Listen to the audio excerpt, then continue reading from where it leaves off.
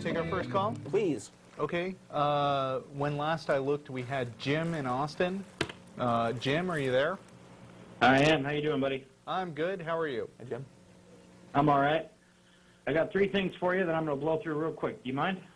Not at all. All right. Number 1, you know how I know Jesus was not a black guy, as many people claim? Because he was a cracker, dumb ching. Okay. Number 2, yeah.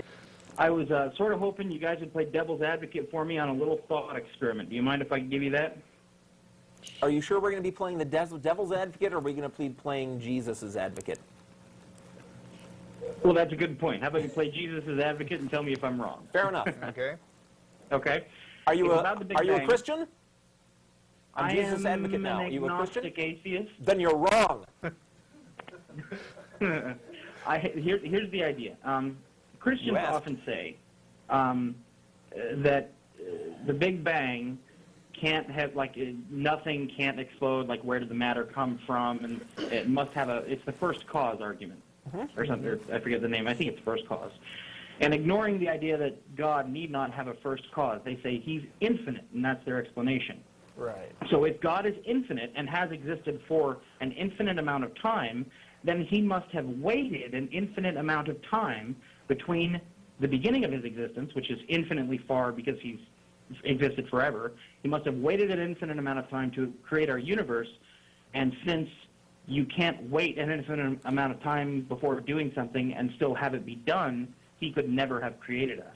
And you want to know what Christians are going to say in response to this? What's that? I have a without response. being a Christian, I don't think that's a terribly good argument, but go on. Well, I think the most obvious thing they're likely to say in response is, no, God exists outside of time.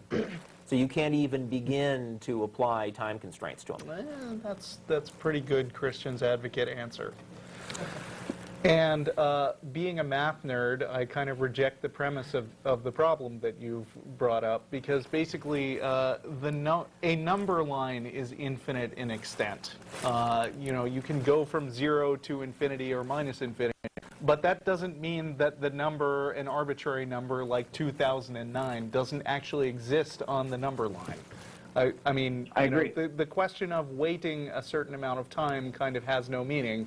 We happen to be right here on the timeline, and you know, there's nothing else you can say about that.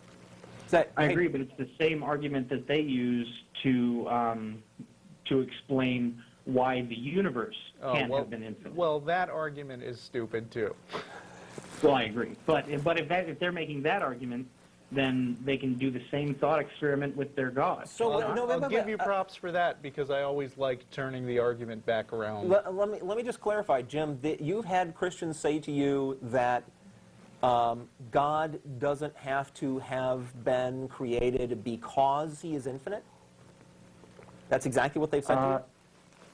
Well, I've heard several, but it's either he's infinite, he's the alpha and omega, the perfect circle, all sorts of nonsensical things that aren't really answers. Well, I mean, some of those things are that's just special pleading, right? He's a special kind of thing that doesn't need that, right? But specifically, if they try to say, you know, it's because he's infinite, that can't possibly wash. They're arguing that, that, you know, great big complex things have to have been created, and making God infinite just means he's an infinitely big, infinitely complex thing that, you know, it's infinitely impossible for him not to have been created on that specific point. Sure. I agree with you. And I appreciate you guys taking my call. And I hope you all have a wonderful day. Thank you. Thank you.